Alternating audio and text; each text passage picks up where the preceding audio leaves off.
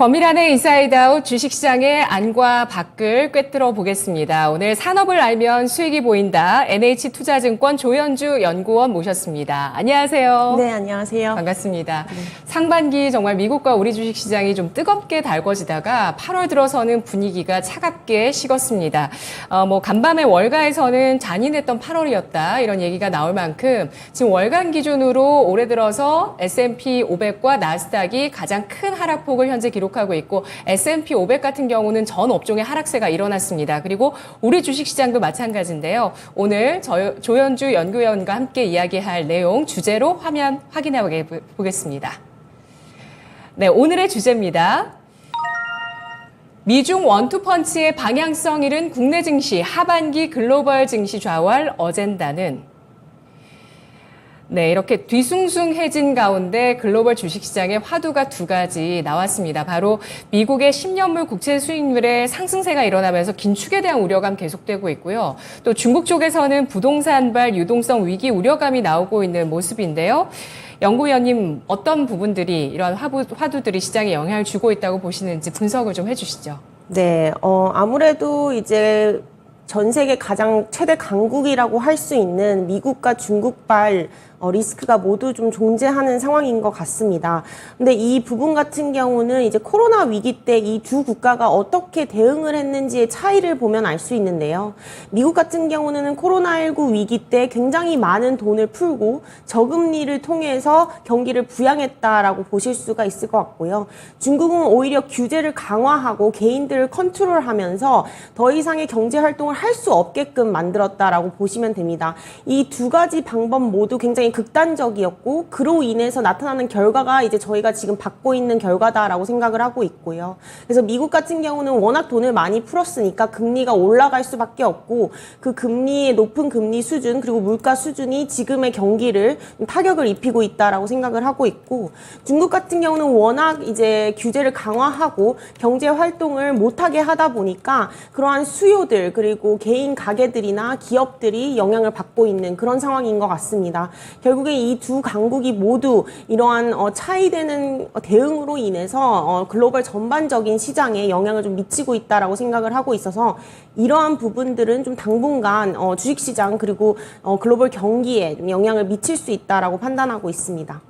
네, 미국의 재정 정책, 확대 정책에 대해서 또 경계하는 의견이 월 초에 나왔었잖아요. 그러니까 신용평가사에서 미국의 국가 신용 등급을 하향 조정하는 그런 또 이슈가 나왔었고요. 그리고 또 중국은 강한 규제 정책으로 인해서 사실 부동산 위기보다도 경제 활동을 제약했던 측면들이 좀 더 경제에 부정적인 영향을 미쳤다라고 보시는 상황입니다. 네, 서로 다른 결과를 이끌었다고 보셨어요. 그러면은 미국 경제는 그래도 괜찮다고 보시는 건지?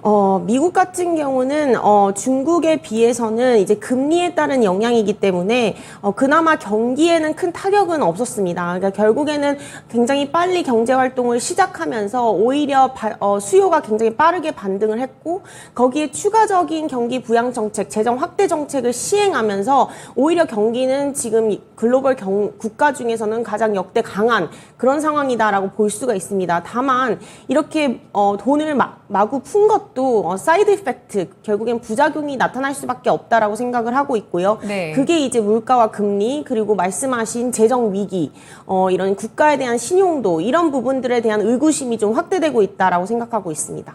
우리나라는 재정 확대 정책이 조금 주춤한 상황인데 미국은 계속해서 재정을 늘리는 정책을 하면서 이런 재정 지출이 늘어나고 있습니다. 이런 가운데 우리나라도 마찬가지고 미국도 그렇지만 세입은 감소하고 있는 모습을 보여주고 있는데요. 미국의 재정 적자가 크게 증가하고 있죠. 이유 알아볼까요? 네, 지금 신용등급 강등을 했던 가장 큰 이유도 이 미국의 재정 적자가 내년까지 그리고 내후년까지도 굉장히 커질 것이다라는 우려 때문인데요. 이 재정 적자가 굉장히 커지게 된 이유는 아무래도 가장 큰 원인은 대규모 지출 때문입니다. 결국에는 2020년 코로나19 발발 이후에 트럼프 대통령이 굉장히 대규모로 재정을 풀었고요. 그래서 연간 재정 지출이 원래는 미국 같은 경우는 뭐 1조 달러가 안 되는 그런 재량 지출을 펼쳤었는데 이제는 1.7조 달러, 거의 2조 달러에 가까운 지출을 하고 있는 상황입니다. 그게 2021년, 2022년 그리고 2023년까지도 이어지고 있는 거고요. 코로나는 어느 정도 종식이 되었는데 재정 지출은 크게 줄고 있지 않기 때문에 결국에는 이 재정 적자가 커질 수밖에 없는 거고, 여기에다 2023년 특히 더 신용등급 강등까지 이어졌던 이유는 세입이 이제 슬슬 감소하고 있는 겁니다. 그동안은 자산 시장도 굉장히 강했고 부동산 시장도 굉장히 강하면서 세입이 굉장히 크게 들어온 부분도 있었습니다. 결국에는 재정 확대 정책이 효과를 봤다라고 보실 수가 있고요. 다만 이제는 이런 부분들이 재정을 푼 거 대비해서 경기를 부양하는 효과가 좀 많이 떨어지고 있는 거고, 그러면서 세입이 전년 대비해서는 오히려 감소하는 그런 흐름이 나타나고 있습니다. 물론 자연재해라든가 아니면 연준의 재정 손실이라든가 이런 부분으로 인해 단기성으로 세입이 좀 감소된 부분도 있지만, 전반적으로 대규모 지출 대비해서 경기에 미치는 효과라든가 경기 부양 효과가 좀 떨어지면서 재정 적자는 더 커지는 그런 상황이 좀 발생하고 있다라고 보고 있습니다. 네. 그래서 뭐 이제는 미국 정부도 좀 데드라인에 서 있다라고 볼 수가 있는 상황이군요. 여기에서는 이제는 미국 경제가 좀 더 좋아지면서 세수가 더 늘어나는 방향으로 가야 되는데, 그렇지 못하다면은 언제까지 미국 정부가 버틸 수 있을까에 대한 그런 불확실성이 시장에 작용하고 있다는 말씀이시잖아요. 네, 맞습니다. 네. 그래서 지금 보시면 미국의 부채 한도 협상도 시한을 연기한 상황이더라고요. 예, 그렇죠. 네, 맞아요. 네. 네. 2025년 1월로 유예를 네, 했어요. 맞습니다. 그래서 기한은 좀 여유가 있습니다. 네, 부채 한도 협상은 이제 연기가 되기는 했지만 네. 지금 9월 30일이 이제 미국 정부 예산안 마감일이거든요. 네. 그럼 내년도 예산을 정해야 되는데 뭐 부채 한도는 많이 올려놔서 뭐 부채를 더 찍을 수 있는 룸은 만들어놨지만 더 이상 부채를 찍었다가는 정말 금리도 더 고점을 보게 되고 재정 정책도 재정 적자도 더 커지기 때문에 이런 부분들에 있어서 이제 정치권에서 약간의 흔들림이 좀 있을 것 같다. 이런 노이즈는 좀 발생할 것 같다라고 생각하고 있습니다. 그러면은 미국 쪽에서 세금을 인상하는 방안들을 추진하는지도 좀 지켜봐야 되나요? 아무래도 이제 내년 대선이 있기 때문에 세금 인상까지는 좀 어려울 것 같고요. 뭐 가장 할 수 있는 방법, 시장을 좀 안심시킬 수 있는 방법은 내년도 예산을 좀 줄이는 겁니다. 물론 부채 한도 협상을 통해서 내년도 예산을 많이 늘릴 수 있게끔 부채 한도를 올려놓긴 했지만 그걸 다 쓰기보다는 오히려 좀 줄이면서 돈을 아끼는 그런 전략을 펼치면 조금은 시장도 안심할 수 있고 재정 적자가 더 크게 늘어나지는 않겠구나라는 안도가 좀 나올 수 있지 않을까 보고 있습니다. 네, 여기에서는 이제 또 미국 경제 자생력이 중요해질 것 같습니다. 과연 이런 재정 확대 정책이 아니더라도 경기에 대해서 더 부양될 수 있을 만한 여지들이 미국 경제에 체질적으로 좀 남아있을지 체크를 해봐야 될 것 같은데요. 미국의 10년물 국채 수익률이 2007년 이후에 최고점까지 근접한 상황입니다. 이게 주식시장의 하락 요인이 됐다가 이번 주 들어서는 이러한 악재를 조금 극복하는 분위기가 나오고 있긴 한데 단기 과열일까요? 일단은 뭐 장기 추세적인 흐름으로 봤을 때 지금의 금리 수준이 더 이상 올라갈 룸은 많지는 않다라고 보고 있습니다. 어느 정도 목에 찼다라고 생각을 하고 있고요. 다만 이제 달라진 점을 본다면은 뭐 2023년 연초에만 하더라도 75bp씩 올리다가 50bp 그리고 25bp로 이제 올리는 그 강도를 낮추면서 이제 금리 인상 기조가 거의 다 끝났다라는 안도 랠리가 좀 있었다라고 보고 있고요. 그로 인해서 금리가 크게 오르지 못했다라고 생각을 하는데 지금 이제 하반기에 들어서 어느 정도 이제 긴축이 끝나가는 무렵에 금리가 또다시 이렇게 강세를 보이는 이유는 결국에는 내려봤자 크게 내리지 못한다라는 우려가 큰 것 같습니다. 그래서 네. 결국에는 뭐 추가 25bp를 9월에 하든 11월에 하든 아니면 안 하든 그건 이제 크게 중요하지 않은 이슈가 되었고요.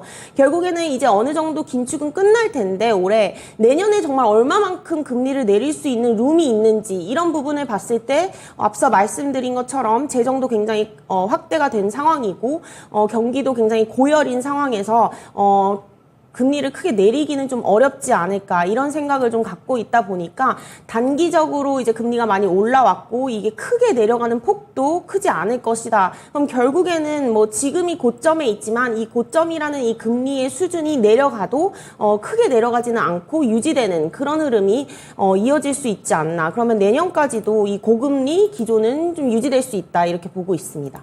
네, 그렇습니다. 그래서 이런 것들이 월가에서도 계속 얘기가 되더라고요. 석학들도 이제는 뉴 노멀이다. 예, 그동안 우리가 저금리에 정말 익숙해졌는데 이제는 고금리 혹은 중금리 수준에서 계속 금리가 유지되는 것이 2020년대의 흐름이 될 수 있다. 이런 얘기들 나오고 있고 그에 대한 또 시장의 우려와 시장의 반응들에 대해서 주목을 해주셨는데요. 최근에 또 주목받고 있는 지표가 애틀란타 연준에서 만든 지표인데요. GDP 나우에서 나오는 수치들을 주목하더라고요. 현재 제시되고 있는 것이 5.8%입니다.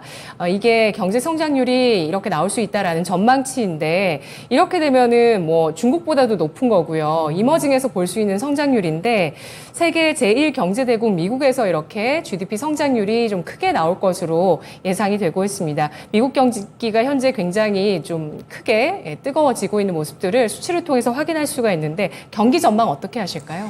네, 일단 뭐 저희가 경기 전망을 뭐 5.8까지는 보고 있지 않습니다. 저희는 예. 한 3% 정도, 3% 후반대로 좀 생각을 하고 있고요. 잘 나와도 4%. 네. 그만해도 사실은 미국 경제 성장률 치고는 굉장히 높은 수준이다라고 보실 수가 있고, 정말 글로벌 국가 중에서는 미국 나홀로 경기가 강한 것은 사실이다라고 보실 수가 있습니다.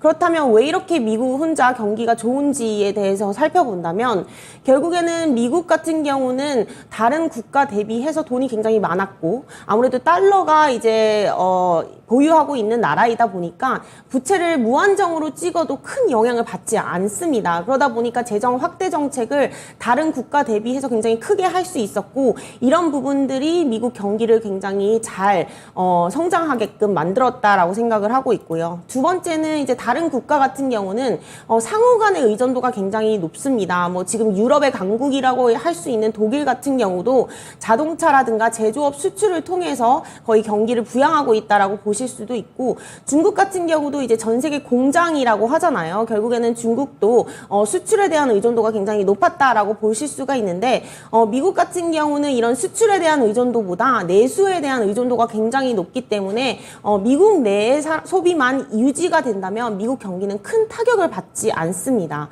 근데 다행히도 금리가 이렇게 높은 수준임에도 불구하고 바이든 행정부가 계속해서 재정 확대 정책을 펼치다 보니까 이 고금리를 버틸 수 있게끔 하는 이 초과 저축 규모가 상당한 수준 올라와 있고 그게 이제 서서히 내려가다 보니까 고금리 기조에도 불구하고 고물가 기조에도 불구하고 다른 국가 대비해서는 굉장히 잘 버티고 있다라고 생각하시면 될 것 같습니다. 소비도 둔화되지 않고 있고요. 오히려 산업생산 지표도 계속 투자도 늘어나고 있고 그렇기 때문에 이제 미국의 정책을 굉장히 잘 펼쳤다라고 생각할 수가 있을 것 같고요. 네. 최근에 또 중국을 겨냥해서 미국 내 인프라를 확충하는 그런 정책조차도 미국 경기를 더 뜨겁게 만드는 정책이기 때문에 이렇게 미국 경기가 좋을 수 있었던 이유는 아무래도 돈도 많고 정책도 굉장히 잘 펼친 그런 상황이다라고 생각하고 있습니다. 네.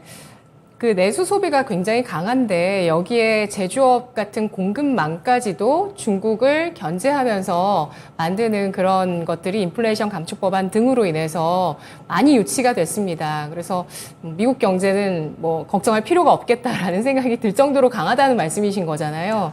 재정 확대 정책이 필요 없겠는데요? 네, 재정 확대 정책을 이제 하면서 이제 뜨거워졌는데 네. 이제 조금씩 부작용이 나타나고 있죠. 이제 조금씩 은행권부터 특히 지방은행권부터 이 고금리에 따라서 버틸 수 있는 힘이 약해지고 있는 건 맞습니다. 그래서 네. 미국 경기가 뭐 계속 뜨거울 거다라고 생각하지는 않지만 둔화가 되지만 다른 국가 대비해서 상대적으로 굉장히 서서히 둔화될 것이다라고 생각하고 있어서 미국의 그런 큰 경기 충격은 크지 않지 않을까 이렇게 저희는 보고 있습니다. 네, 연초에 중국의 리오프닝에 대한 기대감이 상당했었는데 예상 밖에 또 침체를 보여주고 있습니다. 물가 지표에서도 디플레이션 나타나고 있고요. 여기에 부동산의 유동성 위기까지도 계속해서 뉴스로 전해지고 있는 상황이어서 중국의 경기에 대한 걱정이 굉장히 많은데 시진핑 중국 국가주석이 또 발언을 했더라고요. 중국 경제 괜찮다 이런 발언을 또 내놓기도 했습니다. 최근 이런 중국의 경기 침체 같은 부분들도 글로벌 경제나 주식시장에 미치는 영향력이 있을 텐데 지금 강하다고 보실까요? 약하다고 보실까요? 과거 대비해서는 이 중국발 영향력이 조금은 둔화되고 있다고 생각하고 있습니다. 예전에는 중국에 대한 의존도가 굉장히 높았고, 그걸 저희가 적나라하게 볼 수 있었던 게 코로나19 위기였던 것 같습니다. 중국에 대한 수입 의존도도 미국도 높았고, 한국, 그리고 유럽도 굉장히 높았는데요. 이런 부분들이 이제 코로나19 위기 때 심각성을 깨닫고 조금씩 디커플링, 그리고 탈세계화라고 하죠. 자국 내에 이제 제조업을 기반을 건설하는 그런 움직임이 커지고 있고, 니어쇼링이라고 하죠. 중국에서 수입하기보다는 가까운 캐나다라든가 멕시코, 브라질 이런 남미 쪽에서 또 수입을 하고, 이런 흐름들이 나타나고 있기 때문에 이 중국발 영향력이 조금씩은 둔화되고 있다라고 생각을 하고 있습니다. 이제 다만 이 중국도 이제 전 세계 제2 강국이기 때문에 아예 영향력이 없다라고 보기는 어렵고요.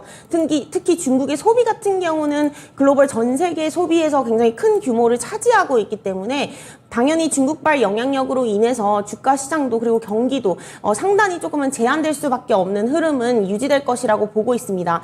다만 이번 중국발 이 위기가 부동산에만 국한이 되어 있는 건지 아니면 소비라든가 이런 쪽으로 전반적으로 확산이 될지에 대해서를 이제 본다면은 저희는 아직까지는 부동산에 국한된 위기다라고 생각을 하고 있기 때문에 중국발 침체로 인한 글로벌 경기의 전체적인 침체 가능성은 좀 적게 보고 있다라고 보시면 될 것 같습니다. 네, 아직은 부동산 위기로 국한되면서 시스템 리스크라든지 경기 침체로 이어지는 과정은 아니라고 판단한다라고 보셨는데요. 이달 들어서 미국의 10년물 국채 수익률의 급등세와 또 수면 위로 부상한 그 중국의 부동산 위기감들, 이런 것들로 인해서 어디가 많이 빠졌을까 이렇게 봤을 때 중국 등 중화권 증시보다도 미국과 우리나라 증시의 낙폭이 더 큽니다. S&P 500보다 우리가 조금 더 크다가 현재 이제 간밤까지 수치를 봤을 때는 코스피와 S&P 비슷하게 이달 하락을 했습니다. 4.5% 정도의 낙폭을 보여주고 있는데요. 위기의 중심이라고 볼 수 있는 중국, 홍콩 이런 쪽보다 우리나라가 좀 더 약세를 보여주고 있는 이유가 특별히 있을지 분석해 주시죠. 네, 아무래도 이제 중국 부동산 이슈도 있었지만 미국 10년물 금리 이슈도 있었고요. 또 FOMC 회의도 있고, 이런 부분들로 인해서 그동안 강했던 S&P라든가 한국 코스닥 시장들이 차익 실현을 좀 보이고 있다라고 생각을 하고 있고요. 한국 같은 경우는 사실 대외 변수에 더욱더 민감할 수밖에 없다라고 생각을 하고 있습니다. 코스피 지수를 한국 수출 증가율이랑 그려보면 완전히 동일하게 움직이는 모습을 보실 수가 있고, 특히 글로벌 경기 선행지수랑 코스피를 같이 그려보더라도 굉장히 높은 상관관계를 보이고 있습니다. 코스피 내 수급 이슈도 외국인 비중이 40% 가까이 되기 때문에 결국에는 한국은 대외 변수에 굉장히 민감한 시장이다라고 생각을 하고요. 그렇기 때문에 중국 이슈가 터져도 영향을 받고 미국 이슈가 터져도 영향을 받는 그런 흐름이다라고 생각을 하고 있어서, 그런 부분들이 이제 한국이 유독 좀 약했다라고 생각을 하고 있고, 특히 에코 프로그램이나 2차 전지나 이런 신성장 테마가 한국 같은 경우는 국가로 치면은 IT 강국이잖아요. 결국에는 IT에 대한 강세 흐름이 미국이랑 한국 주도로 이어졌기 때문에 가장 많이 올랐던 그런 국가가 좀 많이 내린 거다, 이렇게 좀 생각을 하고 있습니다.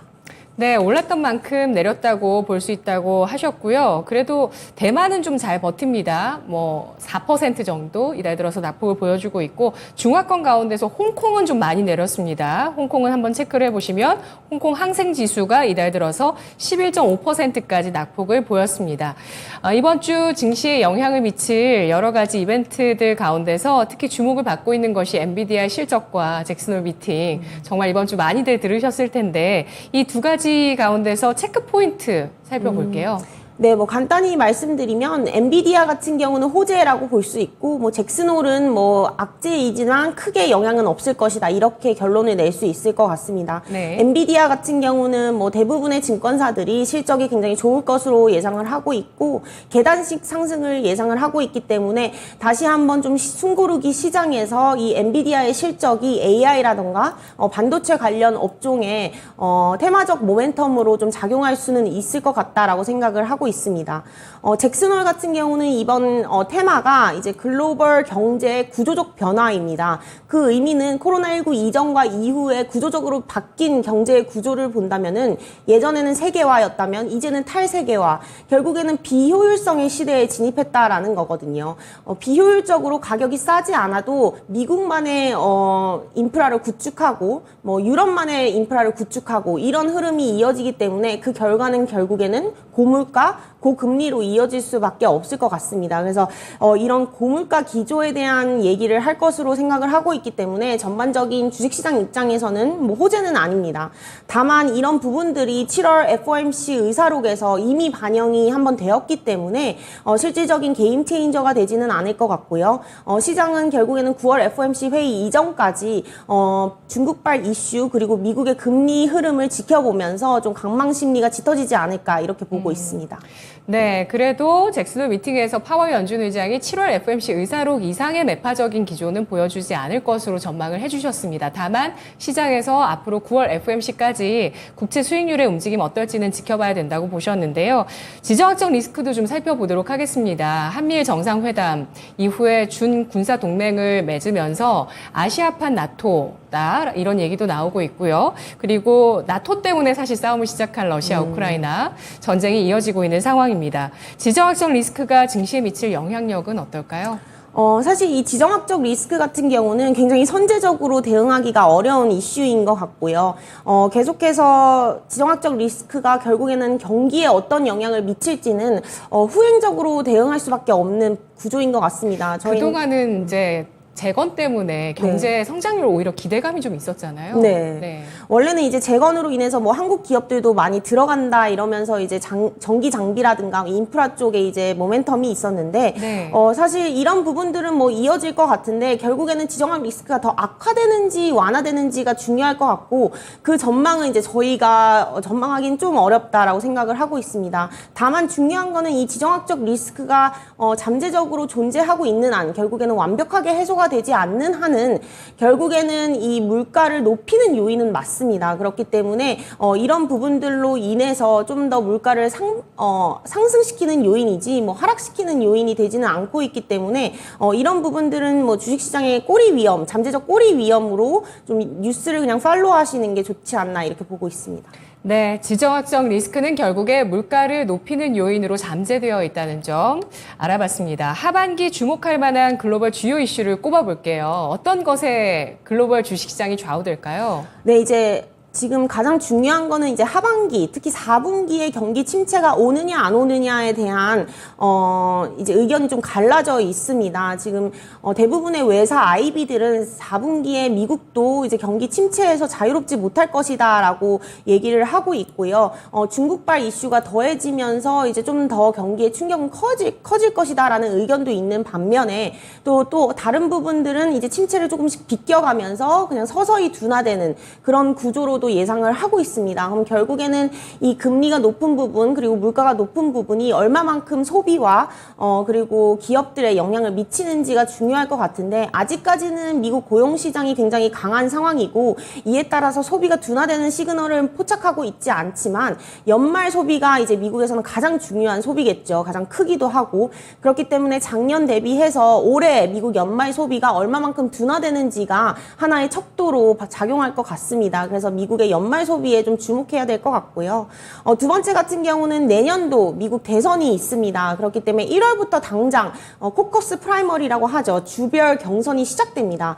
그렇다면 연말쯤 가서는 4분기쯤 가서는 어느 정도 후보자들의 정책들이 나오게 됩니다. 그러면은 앞으로의 미국 정책 방향성을 좀 살필 수가 있겠죠. 지금까지는 굉장히 재정 확대 정책을 펼치고 긴축도 굉장히 크게 하다가 이제 조금씩 완화되는 그런 국면인데 내년 그리고 내후년에는 정부가 어떤 정책을 펼칠지에 대한 여부는 올해 말쯤에 좀 나오지 않을까라고 생각을 하고 있기 때문에 이런 부분들을 좀 주목해야 된다라고 보고 있습니다. 네, 내년 미국의 대선을 앞두고 미국의 정책 모멘텀에 대해서 연말에 더욱더 주목할 것이라고 전망해 주셨네요. 코스피 지수가 지난 10일 목요일장에 2600선을 딱 턱걸이를 하다가 바로 일주일 만에 2,500선에 대해서 위협을 한 이후에 지지하는 움직임을 보여주고 있습니다. 턱걸이 잘하고 있는 모습인데요. 2,500선입니다. 국내 증시 방향성 전망해 주실까요? 네, 저희가 2,500선을 거의 지지선으로 계속 말씀을 드리고 있고 지금 네. 시장도 그렇게 움직이는 이유가 아무래도 실적적인 측면 때문인 것 같습니다. 뭐 펀더멘털로 봤을 때는 지금 한국 기업들이 4월 달 바닥을 다지다가 지금 이제 턴어라운드를 하고 있는 국면이거든요. 그래서 지금 실적을 봤을 때 지금의 밸류에이션은 한 PER 11배 정도이기 때문에 여기서 더 내려가기에는 너무 과도하게 싸지 않나라고 생각을 하고 있고요. 그렇기 때문에 저희도 2,500포인트 선을 지지선으로 등락이 좀 지속될 것으로 예상을 하고 있습니다. 그렇기 때문에 뭐 강한 반등보다는 횡보 흐름, 박스권, 좁은 박스권 흐름 예상을 하고 있고요. 그리고 과거의 계절적인 요인으로 봤어도 9월 달은 굉장히 지지부진했기 때문에 9월 달까지는 특히 FOMC 회의 이전까지는 조금은 박스권 흐름, 갇혀 있는 흐름이지 않을까라고 생각을 하고 있습니다. 네. 전략을 세워주신다면 어떤 부분 유의할까요? 네, 전략 같은 경우는 이제 조금은 가격을 살펴야 된다라고 생각을 하고 있습니다. 큰 반등폭이 아니라면 네. 조금은 덜 오른, 펀더멘털이 좋은데 조금 덜 오른, 그리고 주도주 중에서도 상대적으로 아직 가격 메리트가 있는 그런 종목들은 좀 발굴해내는 게 중요할 것 같고요. 주도 분야가 이제 최근에 뭐 반도체라든가 2차 전지라면은 2차 전지는 덜 오른 종목에 속하지는 않습니다. 그렇기 때문에 반도체를 저희는 좀 더 집중하는 전략이 유효한 것 같고요. 그리고 최근에 좀 더 주도 성향으로 오고 있는 게 인터넷이랑 헬스케어. 이 섹터가 이제 점점 주도 섹터로 오고 있기 때문에 이 주도 섹터 가운데 이제 좀 더 덜 오른 인터넷 같은 경우는 뭐 네이버가 있겠고요. 헬스케어 같은 경우는 유한양행 이런 정도로 저희는 좀 긍정적으로 보고 있습니다. 그리고 앞서 말씀드린 대로 결국에는 미국 경기가 굉장히 강하고 미국 주도의 경기가 펼쳐지고 있기 때문에 미국 모멘텀이 좀 큰 건설 기계라든가 아니면 전기 장비 이런 쪽에도 좀 주목하자 이렇게 말씀드리고 있습니다. 네, 알겠습니다. 유한양행도 당뇨병 치료제 개발 중인 걸로 알고 있는데요. 현재 시장 좁은 박스권, 2,500선을 지지선으로 한 좁은 박스권을 예상하면서 무엇보다 주가, 가격, 밸류에이션 주목하면서 좋은 그런 기업들을 선별해 보자라는 전략 세웠습니다. 오늘 분석 잘 들었습니다, 연구원님. 고맙습니다. 감사합니다.